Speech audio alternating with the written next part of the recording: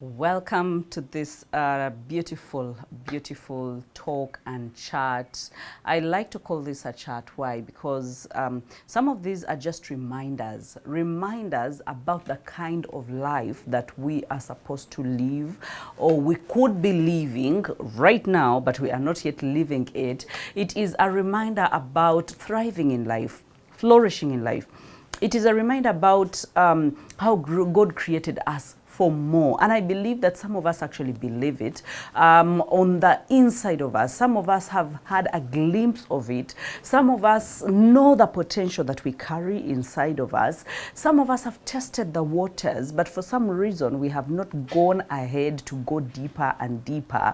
And that is why today I felt the need for us to have an honest conversation about what you are accepting in your life, or what you are willing to fight for in your life. Because life is going, just like the saying goes, I actually don't know who wrote it, but when I thought about it, that life gives you what you fight for, or life gives you what you accept, I thought about it and I looked into my life and I looked at my story and the evolving, the growth and, the massive actions that I have taken. And indeed, I was like, you know what? Life gives you what you fight for. The moment you do not fight for anything, that means you should forget it. You should forget the kind of dreams that you have. You should forget the kind of life that you want. You should just stop seeing it in movies, seeing it on internet, seeing it on Instagram, seeing other people. As in, for example, there are people that have taken steps in their lives to change their lives, and all of a sudden you are congratulating them left, right, and center. They either graduated in this, or they either achieved this, or they bought this, or they gave birth to this, or like, people just choose and say enough is enough. I don't think I want this kind of life, the kind of life that I have right now. I don't think this is the best that God could have ever given me. It's possible that He gave me this as a stepping stone. It's possible that He gave me this as a starting point, but I have become too comfortable and I have become too accustomed and I have settled and I have accepted this life, while I see other people fighting for what they want, waking up early, praying hard, showing up, working harder, being consistent. I am not able to do anything, and I want to tell you that it's in your power to change your life. But my most important question today is, why aren't you changing your life? Why aren't people, if it's not about you, why aren't people changing their lives? They keep lamenting, they keep crying, they keep wishing, they keep. I see this by the so many messages I receive, and on all platforms, okay? On YouTube, on WhatsApp, on Instagram, all the messages that I receive are people wanting to better themselves, but most of the times not willing to take a step to fight for what they want, or they have given up and now they have accepted their ordeal. They've accepted where they are and what their life looks like right now, and they're not about to touch it or do anything, but they keep having a sense of longing, and that longing is frustrating. That longing is it's quite frustrating, really frustrating. Ask yourself, if this is not where I want to be, if this is not the kind of money I want to earn, if this is not the kind of spiritual maturity I want to have, if this, name it, in every area of your life, if this is not the kind of life that I want, why can't I change it? Because you have the power to change the kind of life that you have. So I felt the need for us to break down this conversation, and for me to be able to share bits and parts of my stories, how I got tired and how I changed my life, and how there's so many people that have come into my circle. There's so many people that have worked with me. There's so many people that are still working with me. There's so many people that have signed up for accelerated mentorship, have been able to actually not only just change their lives, but also accelerate, because you can change, or you can change and accelerate the results that you want. All right? And it's not very far away from you. But this takes me back to the very beginning, okay? I told us, and I've shared this story so many times, that at the time that I was getting into the working arena, you know, you're done with your senior six, I will say, because I mean, I come from a place where we were really, really poor. So I knew that I actually didn't have any tuition to take me to campus, and I knew that I didn't have the luxury to even think about it. Yes, I longed for it just like any other child. I really wanted it, but I knew that it was very hard for me to be able to actually, you know, go against the odds. So maybe I had to work before I could go back to school, and the only options on table for me actually were either you get married, because some people were like, but she's mature enough, she can't get married. Up to today, I look at them and I'm like, what were you thinking? Like, what were you thinking if it wasn't the devil just choosing you, you know? And like so many other options of just, you know, drop out and just be there. And I remember the first job, the very first job that I got was out of me being confident enough to throw myself in the deep end. Now, the first job that I got was radio presenting, but this is how I got that job. Now that I remember, there was a wedding, and that wedding was at Uma Showground. Now, I knew the people that were wedding, and I knew the people that were organizing the wedding. And so I also put on, I remember that day I actually put on my mother's mochenyero, or what is it called? What do you call it in Luganda? I think they usually call it like the Banyankore dress or the Kinyarwanda dress. So I put on my mother's mochenyero, and then I went to Uma Lugogo. And so I got there on time. People were, you know, sitting and you know, just talking, small talk, you know how wedding guests can be. And so I also got a place to sit. And so time went by and I didn't see anyone standing up. You know, nothing was actually happening. And so little did I know that the MC actually didn't show up. So when the MC didn't show up, people were asking around, who can MC, who can MC, who can MC? And no one was coming up to say, you know what, let me MC. Remember, I'm just in my vacation. And so I just, you know, I raised my hand. I'm like, you're looking for an MC. I can actually MC. So in my heart of hearts, I was like, you know what? I've seen people MC weddings. I've seen people call, you know, invite the side of the groom, invite the side of, you know, of the bride, and then invite for the gifts, and then call the bride and the groom and stuff like that. I think we can come up with something. I didn't even think that, you know, these people were going to come up with a program lineup. Me, I thought I was just bringing it out of my head. I'm just going to wing it, and then I'm just going to do it. So I say, I'm here, senior six vacation. So I actually get up, go to the front, and I start. By the way, I emceed a whole wedding, you know. And then after that, right after, when, you know, the bride and the groom are getting out and, you know, they're leaving for the honeymoon, people are, you know, are leaving. So you're one of the last people. All of a sudden, you're part of the organizing team, and yet you were not part of the organizing team. So a gentleman comes to me and says, I didn't know that you actually have the ability to speak like this.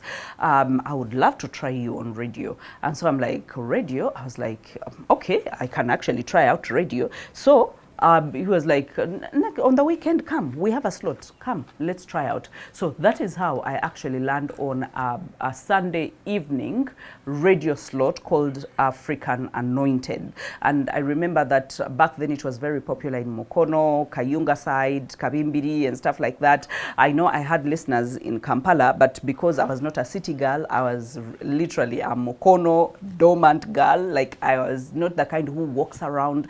You remember my triangle? I've always talked about my triangle. It was always home, school, and then church. And now, all of a sudden, because by the time I had gone to MC, I was already in Prayer Force Africa. Now, Prayer Force Africa was another destination. Now it was a square of some sorts. And now the radio is coming into play. Now I have to be able to go to the radio. But how much was I earning at the end of the month? I was earning 50,000 shillings. Okay, so but 50,000 shillings for someone a vacationist was not bad. But what made it bad was actually the fact that my mother was not working and she was a single mother by then, with all the 6 of us, me being the firstborn. So that means I had to chip in, buy food at home, medical bills and stuff like that. So that means life was really, really, really, really hard, okay? And I knew that I had this unsettling feeling inside of me that, by the way, this is not it. As far as I'm meant to go, this is not it. I think there's something better. I think there's something more to this. I think there's something. And sometimes, by the way, when you've hit the ceiling, or the frustration that comes is what informs you that, by the way, this is it. I remember that even at that young age, I was the kind that believed in freedom, that I needed to have. Remember, I had never worked. It was my first time working, but I believed that I needed to have the freedom because I was already a minister in church. We used to have these camps. We used to have all these places, you know, and so I felt like, okay, having a radio job would actually limit me, because then I had to be at that, and I had to be in place of every single day, and I couldn't do the things that I needed, what I needed to do. And I felt it was a pinch. I felt I needed to serve God, not just remain at a job. And so I started getting frustrated. And I remember this one time there was an outreach, something that I had to go for, and all of a sudden I had to choose my outreach over the job. Remember, I was already frustrated, and I was like, you know what, I know this might result into a termination, but I don't care, because I really feel I really need to do some of these things that I need to do. Now, that means the unsettling feeling has already come in. I'm frustrated and I'm thinking, I don't care at this point. I think there's something more in life, and I don't know where it is. So now I actually sign out or do something that led to a termination, and I was terminated from my first job. So I'm terminated, I go back home, and all of a sudden another door opens. You know, there's someone that is going to Kayunga, and all of a sudden Tim, by then he was my friend, he was like, you know what, we want to see, it's possible that it's a virgin ground there, it's possible that, you know, there are no businesses there, let's try and see whether business is something that we can be able to do. So you realize that now I'm jumping into the world of business. But what I wanted to bring here is that the ability to change your life, sometimes it will come with a bit of frustration. The waves that will come with discontent, will come with waves of frustration, will come with waves of feeling like, you know what, enough is enough. I don't think this is it.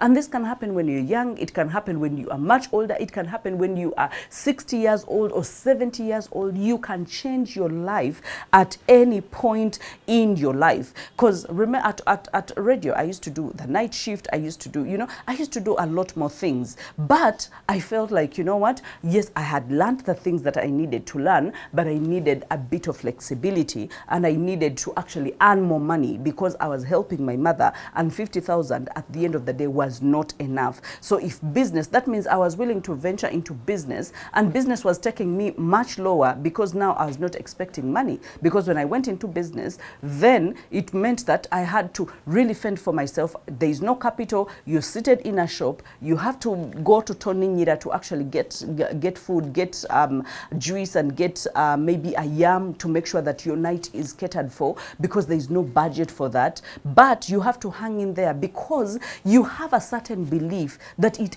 can actually get better and you can be able. But remember, I left the village. I actually got out of business while I was going back to school. So you realize that it has not been a linear journey. It has been a back and forth. It has been go down, come back up, go down, bounce back up, but with the hope that eventually it can get better. Because again, I would never have known. I would never have changed scenarios. I would never have made certain decisions in my life if I didn't feel that actually there was a possibility to make my life better. But what keeps us put in one place? It's the fear.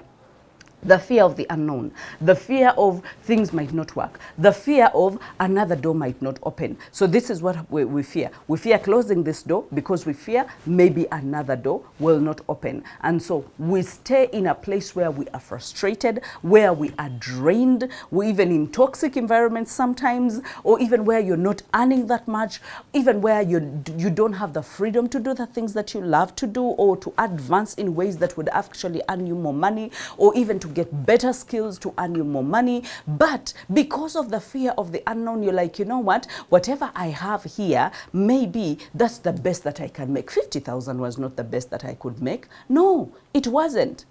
And that is how, when I was decided to go back to school, even when I was going to be helped when it comes to tuition, and you know, I had someone advising me, do finance. I was like, no, I'm not going to do finance. I'm actually going to do, I'm going to do guidance and counseling, because that is what I want to do. So you realize that even when anyone would have thought you are a beggar, they usually say beggars don't have choice. But me, I decided to be a beggar that had a choice. That, by the way, this is not enough, and for as long as it's not enough, I might as well break camp. I might as well change my thinking. I might as well, you know, forfeit what I have in hopes that I can actually get better. And if I didn't get better, by the way, I would not lament. I would not throw tantrums and say, oh, I thought I was leaving a job to get into business, and you know, business is becoming harder. And that is what most people actually do. They start lamenting, they start giving up, they start throwing tantrums, because sometimes you can leave a business, you can leave a job, get into business, and guess what? Business will be 10 times harder. Business will be 100 times harder. You see how you didn't even have the flexibility at work, or you at your job. You didn't have the freedom at your job. Now when you become a business person, no one is actually determining the time that you work, whether you work weekends or not, whether you work extra hours or not. So you realize you've been working, let me say, 8 hours a day. When you get into business, chances are you're going to work 12 hours, 14 hours, or 16 hours a day. But because this is yours, then you feel like, you know what, it's time for me to put in everything I can. It's time for me to build. It's time for me to build the foundations. You can never know that up there is going to be a payoff and things are going to be fine. Why aren't you changing your life? Are you content with where you are? Are you content with the kind of money that you earn? Are you content with the level of freedom that you have? Let me tell you, I've come to believe, and I've come to not just believe, but to test that there is nothing that beats freedom. There is nothing that beats freedom, okay? You can have all the money in the world. Just imagine if someone is incarcerated, or if someone is in prison, even if the bank account has all the money in the world, but they are tied up to a prison. Is that money useful? It's actually not useful. So the freedom to be able to move whenever you want, the freedom to be able to do the things that you cherish, the freedom to be able to give the people that you love time, the freedom, that freedom, I have come to see and test that there is nothing that beats freedom. But before we even get there, okay, I just want us to go back and reframe the phrase that usually people throw out and say that winners never quit. But I will tell you that every winner knows when to quit. Every winner knows when to quit. And quitting is one of the things that winners know how to do better and best. Okay? Because then when something is not working, why do you waste your time? If it's really, really not working, if you put pen to paper, if you look at everything and how you envisioned your life to be, okay? And you feel it's just not working. That means there are so many options. Some of us, we keep crying at closed doors, we keep crying at closed opportunities, we keep crying because we don't believe that there is an open opportunity somewhere, because we have not gone through the options that we have. And when we look at the options, they look harder. When we look at the options, they look long term. When we look at the options, they don't look like they're promising. But I will tell you that as soon as you take a step in the right direction, that is when the alignment happens. That is when things start opening up. That is when wisdom starts dropping. That is when your eyes are open. That is when you can put in more effort, because you knew when to quit. I know that this will sound, quite contradicting, because when when motivational speakers speak or tell you, oh, you should never quit, oh, you should stick in there, oh, you should fight. No. Wise people know when to fight and when to back away from the fight. Wise people know when to stick in there and when to take steps backwards. Wise people know when to keep fighting and when to quit, okay? If something is just not adding up, okay? So the moment you figure out that what I have is not enough, I think someone said that if what you have is not enough, even if it's in terms of food, then it becomes a seed, okay? That means when you put it into the ground, what was one seed of maize is going to, how many seeds of maize is it going to produce? Because it's not enough. It's not enough to even, just imagine, you just have a handful, just this handful, and it's not enough to even take away your hunger. And then you're thinking that, you know what, maybe next season, I will harvest a lot more. I can figure out myself in the time being, but this is seed. When I put it to the ground, I'm actually going to get a lot more. It's going to blow out, it's going to explode, it's going to be a lot more than this. So if what you have right now is not enough, that means you should be able to use it as a seed, or forfeit it in terms of quitting and saying that, you know what, enough is enough. I think it's better I take a different side. You remember the children of Israel? I think they were going through the desert, and I think they had gone through a certain mountain. They had gone around a certain mountain for a very long time, and so they were starting to complain. They were tired, and they were going, and they were feeling like, you know what, isn't this where we were? I mean, we have been here. We've been going around this mountain for a very long time, and a command came that said, break camp. You know, there is a path, there is a way. You know, take this path. Now, so many of us have been rotating around the mountain of a job, rotating around the mountain of a relationship, rotating around the mountain of a marriage. Yeah, I know some of you are going to hate me for this. Rotating around some of the things, or even friendships, you know, toxic friendships. You're rotating, and a word is coming, and a word has come to you right now through me that break camp. There is another way. There are other options. Open your eyes, okay? This is not the end. This is not, if God said that go be fruitful, okay, and fill the earth, go be fruitful, that means he's saying that be productive and be progressively productive. Be productive always, okay? That means if you are not productive where you are, you need to be able to break camp in order to start the cycle, another cycle of being productive, and not just being productive, but being progressively productive. And by progressively productive, what I mean is, if you earned, let me say 50,000, you should be able to earn 100,000. You should be able to go to 500,000. You should be able to go to 1 million. You should be able to go to, you know, and for some of us, we have talked about the 4 levels of value, okay? The 4 levels of value, and we've talked about implementation, we've talked about the unification, we've talked about the communication, and we've talked about the imagination. If you have not gone through that, then you should be able to go to YouTube and be able to search out that video, because then you know that, by the way, when I go from one level, that level of implementation, that is the level where, okay, this is a job and I am doing my job, I'm implementing, I'm getting the last commands from the chain. You know, when they say, that was, they say command from above, or word from above, or something, order from above. So order from above trickles from, you know, either the CEO or the founder, or to, you know, the directors, or, you know, to the managers. And now you are the last person that is on the implementation. You are implementing. And we say that is, you know, the people that earn at that level, they earn the least amount of money. And we said, okay, the next level is when you become a manager, or you become a line manager, or you become, you know, a COO, that is, you know, operating officer or something like that. You have a certain status, but still you are under employment, and so that is a bit, you know, more money. But when you skip that and go to communication, that is when you decide and say, you know what, I think I need to be able to make more money, but I don't think there is a company that is going to pay me this money.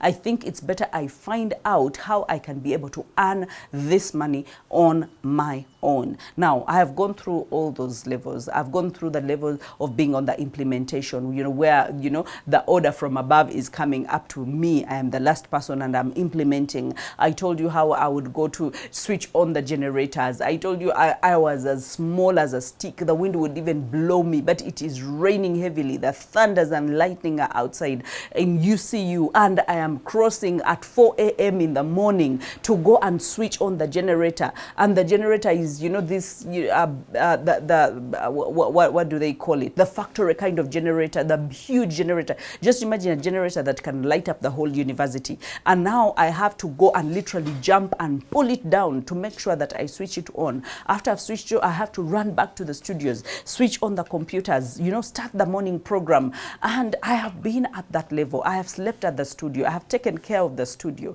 in the night when no one is at the studio. And I went to the level of traffic. I went to the level, as in I have done it. I've went to that managerial level. But while I was actually even right at the employment, before even going to a managerial level, I was like, I think there's something better. I think I can be able to determine how much money I earn in a month, in a year. I can be able to determine how much money I earn in a day. I can be able to determine how much money I earn in a week.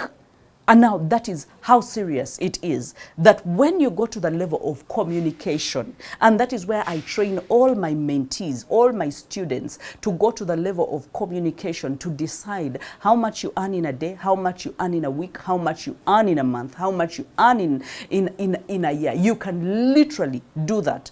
I can literally decide and say that today I can wake up with no shilling, and I will end up I can end the day with 10 millions. I can decide that. And there are times I have turned that down, and I'm like, you know what, I have a meeting, so I'm actually not, I'm going to take away this, and I am turning down either 4 millions or 1 million or even 500,000, even if it's 200,000. I'm turning it down in favor of, I have a meeting, and this meeting, I'm not earning anything from that meeting, but I have the freedom of turning down some money for me to be able to grow and to groom and to be able to take other entities and other businesses ahead. So you realize that you can change your life. If I could change my life from poverty that stinks, okay? That means everyone on this planet can actually decide to change their life, okay? So the other thing that I thought about is that whatever part is missing in your life, because so many of us are busy praying. I believe in God. Guys, I'm literally a prayer warrior. I pray. Like, my life depends on prayer. My life hinges on prayer. My family, my businesses, my everything hinges on prayer. But you know one thing that I will never take to God? Whatever he expects me to do, I will never throw it back at him. I have my roles and he has his roles. His role is to bless the works of my hands. My role is to get my hands dirty and do the work. That everything I find to do, I should do it wholeheartedly as unto the Lord and unto men. That he will bless the works of my hands. So I'm going to put my hands down. I'm going to make sure that I do. And when he says that, ants are even very clever. They don't have a ruler, but they keep food for winter. In summer, they're busy gathering food for winter. And he says that you sluggish man, that poverty is going to pounce on you like a vagabond, Just imagine how a vagabond pounces on someone. That is how poverty is going to pounce on you. And I said, no. Never in my lineage, never in my family, in my descendants, never. And there is no way I can tell my children, and I thought about it and I was like, there is no way I would tell my children, oh, you can be anything that you want to be. Motivational speakers, they usually say, oh, motivational speakers love, motivating people and just telling them things that are unachievable. No, I jumped out of that. I was like, there is no way I would face my children to tell them you can be anything, you can become anything in this world if I am not the first demonstrator of that. So I am not about to motivate anyone that, oh, you can earn this amount of money, or you can actually, take the bulls by its horns. You can change your own life if I have not changed my own life. I have to be the demonstrator of the change in order to tell you that you can actually change your life. It's not as easy. And in a minute, we're going to be talking about why people fail. Okay, so you are going to find your own reasonings. You're going to point at a reason and say, oh, all along I have failed to change my life because of this particular reason. So I want you to stick with me, and if you feel this is blessing you, please share it with another person so they can be able to share with us as well. Okay, so unless you start figuring out what doesn't fit and change it, your life is going to be stagnant. And not just stagnant, it is going to be flushed down the drain, because there is nothing like, oh, I am stagnant right now. There is nothing that is stagnant. Some things are either going up or they're going down. So you decide. Are you going up or you going down? Because you can say, oh, but for me, since for the past 5 years, you know, I've been earning that same money, and so I am stagnating around. No, you're not stagnating. You're going down because inflation is going up. That means that if you're still earning the same money after 5 years, you are earning, I mean, way less, because you can just tell me that if you're earning the same money, tell me that same money can do the same things. Your rent has gone high, the food has gone high, transportation, whatever it is, fuel has gone high, school fees has gone high. Like literally everything is going high. Even skincare routines are going high. Yesterday I was reading a post from a certain skincare company, and they were saying that, you know what, starting Monday they are increasing by I think it was by 10%, you know, on all their products. So if skincare is going high, like literally everything is going high, and you're telling me you're still earning the same money. You're not still earning the same money. Your money is right now half. The only thing is you're getting it in the same currency and in the same amount, but the value of it is already half or quarter of what it was 5 years ago. You know, and I hate to break some of these things to you, but let me be the bearer of bad news, the prophet of doom, because if we do not change, let me tell you, our lives are going to be frustrated, super frustrated. And when you start getting frustrated, that frustration usually comes to you to make you better, to nudge you, to push you into doing something. But most of the times, whenever you don't do anything, that frustration turns into stress. It turns into what do we call it? When depression, it turns into anxiety. It turns into panic attacks. And so before you know it, you start speaking on your own. Before you know it, you know, you are throwing tantrums. Before you know it, you cannot get a hold of yourself. You cannot sleep. You cannot eat. Your memory loss. Before you know it, how do you think people getting to throwing stones and being committed to rehabilitation centers? I'm not saying that it's the same, but stress that does not go away, or that baseline stress that keeps you in perpetual state of fear and perpetual state of anxiety of whether I'm going to eat tomorrow, of whether I will afford the fees tomorrow,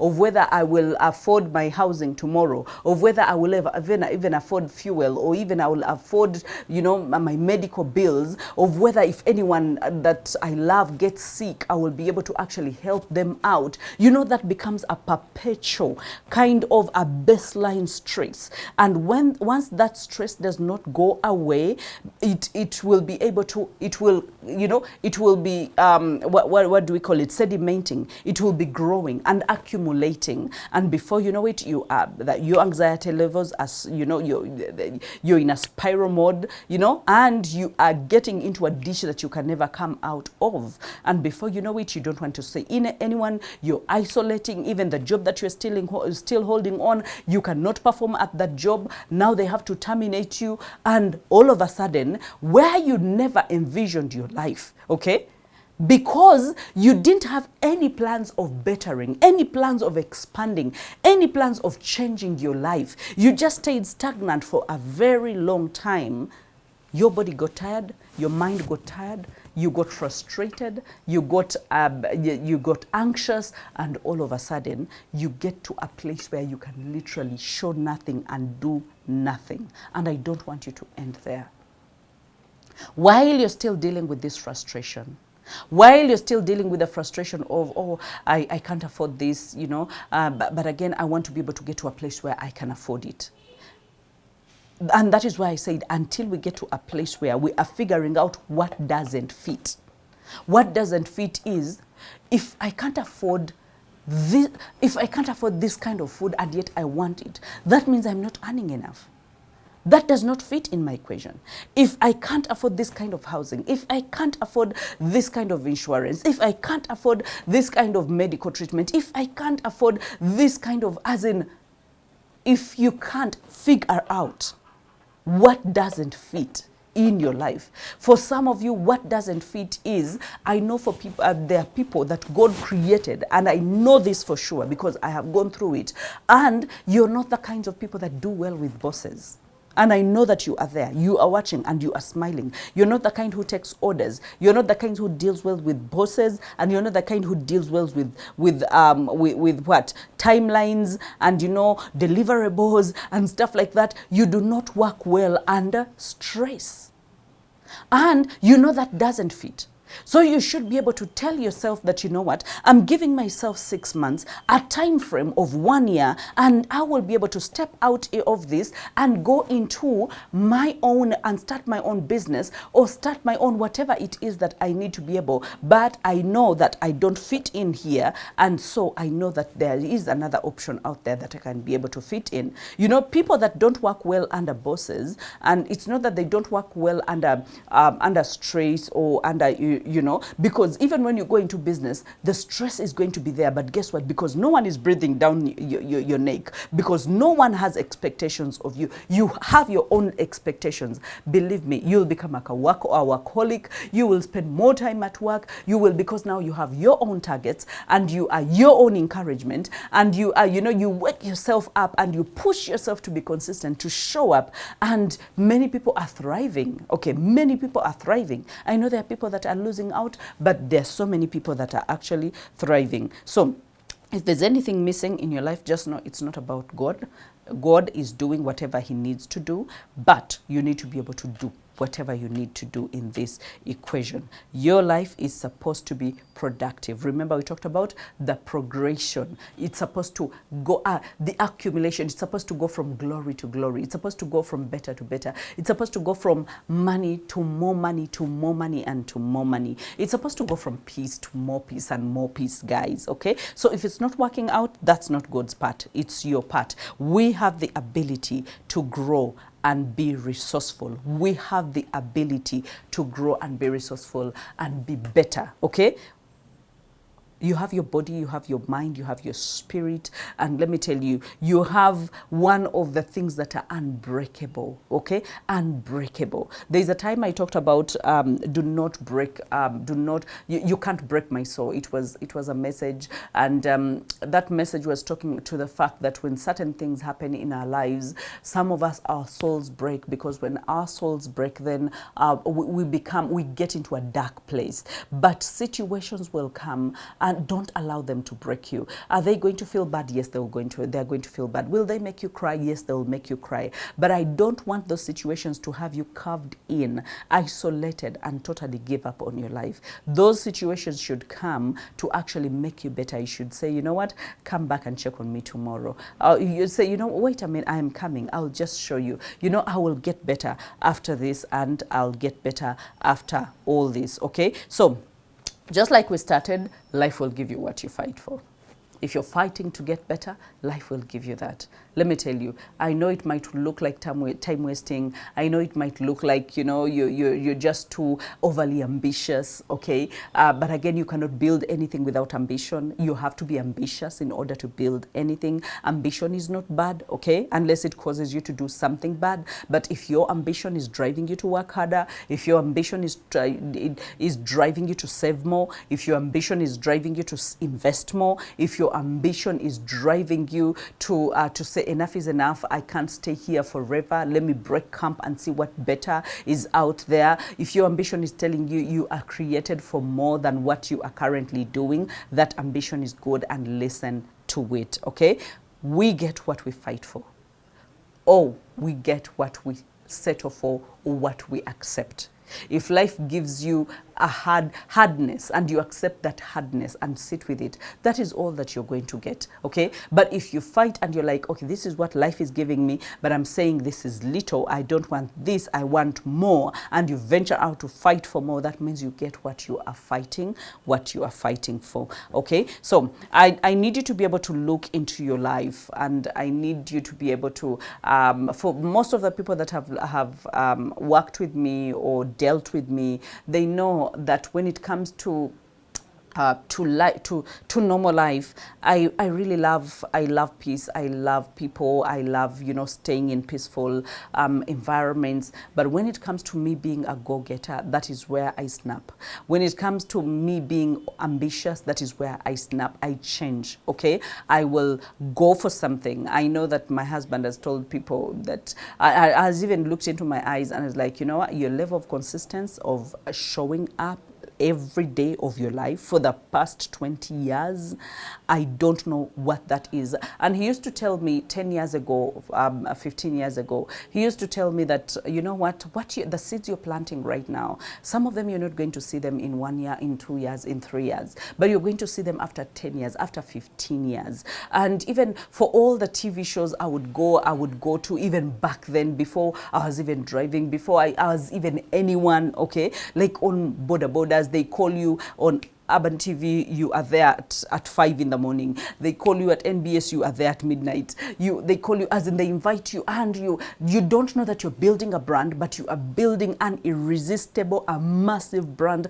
that people can't say no to, okay? But I didn't know I was doing that. And he would tell me that, you know what, this that you're sowing right now, you're going to reap after 7 years. You're going to reap after 10 years. And back then, I'll be like, I hope so.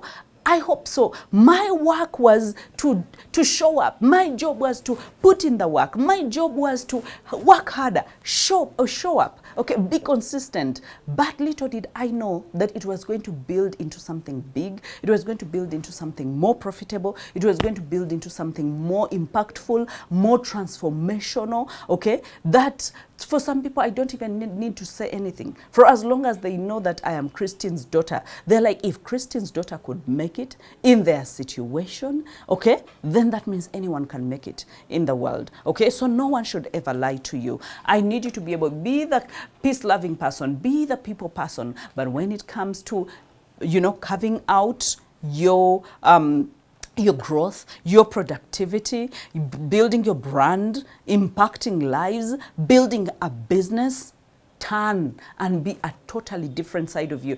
Don't be this kind of who says, oh, but I'm only a woman, I can't make decisions. My friend, if I had made such kind of sentiments, I think I've said it so many times, I would have been on my 5th marriage, because I would have been this soft girl who thinks everything should be done for her, who thinks that, you know, someone should buy her a car, who thinks that someone should build a house and just come and surprise her with the key, who thinks, no, I said I must get everything that I need to get on my own. And actually I made a promise to myself, and I was like, you know what,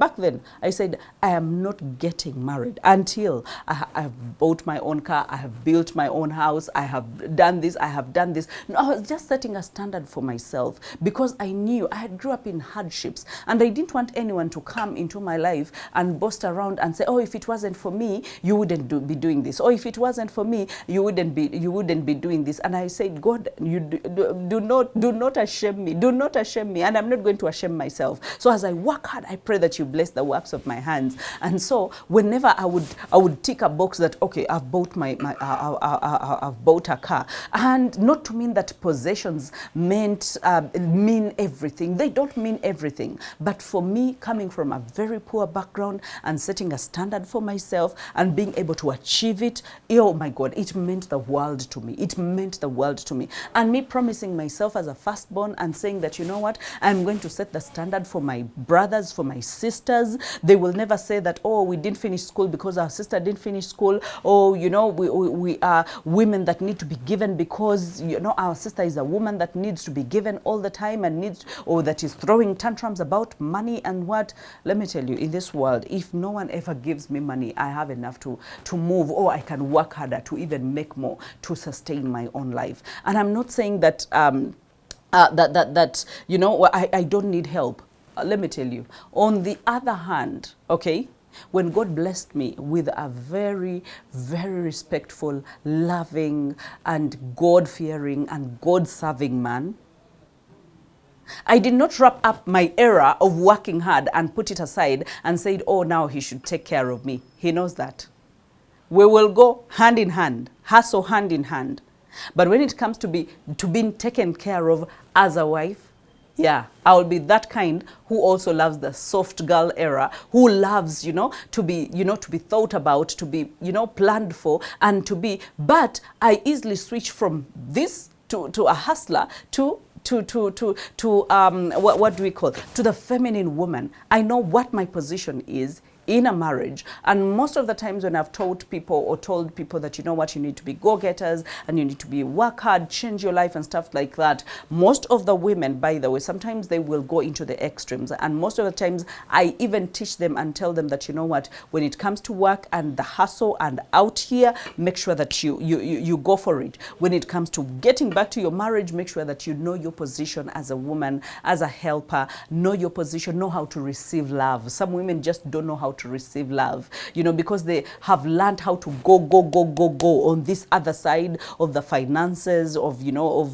keeping up and with everything else. When they come here, they're also fighting, and yet you're not supposed to fight. You're supposed to receive, you're supposed to give, you're supposed to nurture, and nurturing hands are soft hands, they are sweet hands, they are prayerful hands, they are building hands, they're not breaking hands, but when you go to the boardrooms, show up like you belong to the boardrooms. Okay, so make sure that you actually look and figure out what does not fit, and make sure that you actually change it. Okay, and there's a saying that I've remembered.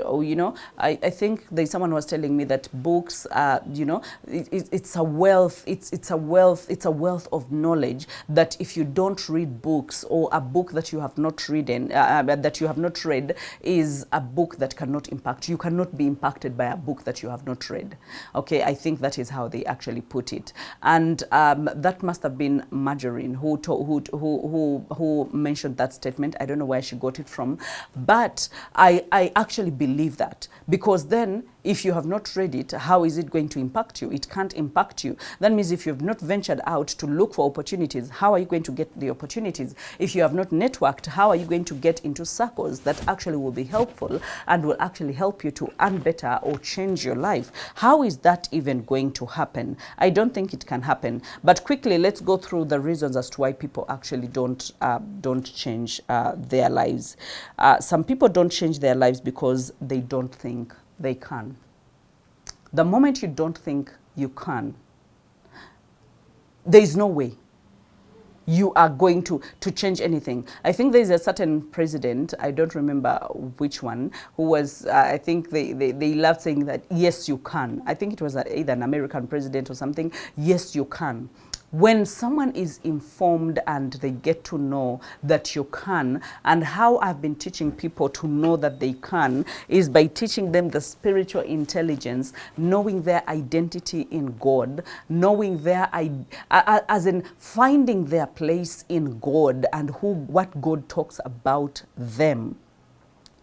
Even when it comes to confidence, because we don't get confidence before we do anything. It's the actions that we take that actually build confidence. But some of us we feel like we want to be confident before we can embark on something. And yet we have to do a lot of things that we don't know, or it's the first time you're doing it, in order to figure out how to continue doing it. And by continuing doing it, you're getting confident and more confident until you're totally confident, because you have done it for some time and you have experience in it. So you realize that if you're the kind who you don't think you can, you're like, you know what, I think these things are for other people. There are people that have looked at me and said, but Hilda, the way you look, it just seems like you have never been in any kind of hard life. It just seems like it seems you even don't do this, or you don't do that, or you don't do that. And I look at them and laugh, and I'm like, you know what, but right now you are looking at a polished version of me that God has had mercy on, that God has actually bestowed his grace voice on, that God has repaired, that God has, you know, refurbished, that God has done a lot of work, a huge work inside of me, okay? But I mean, that should tell you that if I could, you actually can. And that is why we share all the stories. For those of you that watch the Friday shows or that find them on social media, on YouTube, that is why we share the stories of hope, to show you that if these people could decide and get out of a hopeless situation, of a bad situation, you too can. You can change your life. You have to get tired of certain things in your life. And it doesn't mean that for every door that you're going to knock on, that all of a sudden you are going to be welcomed, and, you know, everyone is going to clap for you, and then you're going to be given exactly what you want. That is not what it means. For those of you that remember the story of Oprah, I don't know how many times she was denied and she was told that she's not TV material. And she was, like, point blank, someone looks at you. You know, someone looks at you, and because you are black, and you know how fat she used to be and how chubby she used to be, and after going through all the abuse, you know, and all that, and someone has the audacity to look at her and tell her, you're not fit for this. You're not. I think that in short, they were telling her, you're not photogenic, as in you do not fit the profile of a TV presenter or even a news anchor and something like that. Look at where she is. She has owned her own network for a very long time. Okay, when it comes to the record, she has broken the records of ever hosting TV shows in the world. Okay, and no one has taken that record as yet. So it doesn't mean that every door you knock on, because some of us will be like, but I tried, but the first door I knocked on, they told me, but we can't give you a job. But when I asked my uncle to give me capital, my uncle did not give me capital. So what if he doesn't give you capital? Find a way, find a different way, okay? Find a different way. So I don't want you to give up. Immediately you start and you bump into a hurdle, and all of a sudden you're throwing in the towel because people couldn't help me. No, that is not how you win. How you win is by looking for a different way and a different way and a different way until you are able to actually make it, okay? So you are believing in a lie by believing that you can't. If you don't think you can't, that is how you're believing in a lie. And then some people just feel like they don't know how.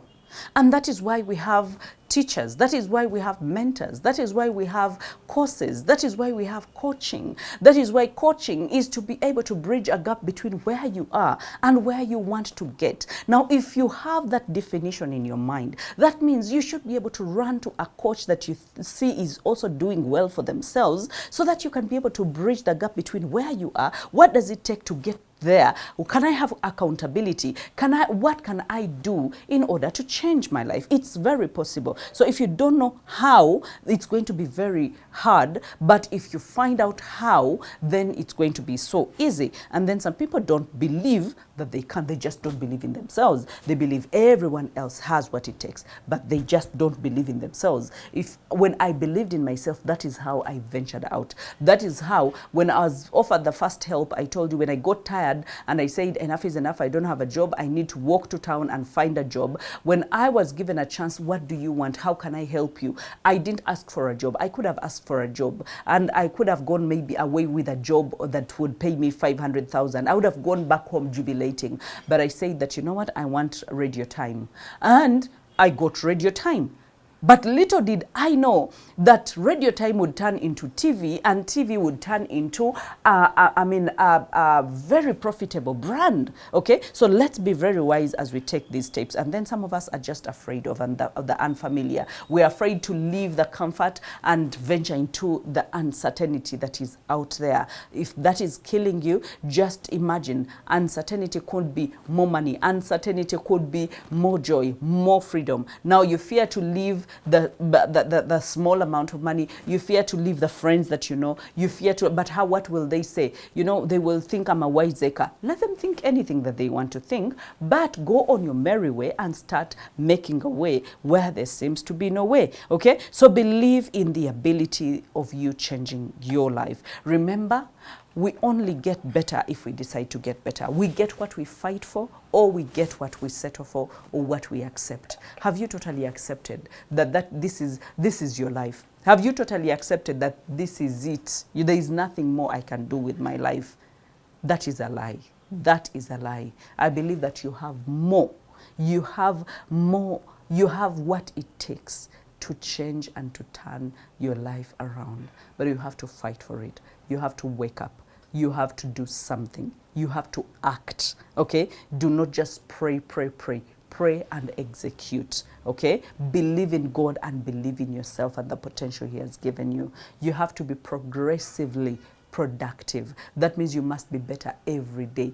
Every passing year you must get better. Ask yourself, are you getting better or are you getting worse? And is that where you want to be? Is that what you what you want for your children? Because who they see you, that you are creating a glass ceiling for themselves and you're giving them too much work, that they will have to break that glass ceiling at some point. But if you show them the world of possibilities, they will also have a vast world of possibilities to fight, to choose from, and to create better lives. I hope that you can be able to do that. And in case you need a mentor, come, let's join hands. Let's take a journey of growth. Let's take a journey of changing your finances, changing how much you impact the world, how you show up, how you build a beautiful brand, irresistible brand, how you become a coach and coach others and change other people's lives, how you become a public speaker that earns from public speaking. I want to give you everything that I have ever done that has gotten me to where I am and that is getting me to even better places in my life. I want to give you that roadmap so that you will never say, I didn't have a starting point. So come, my number is on the screen. Make sure that you get in touch. Let's talk.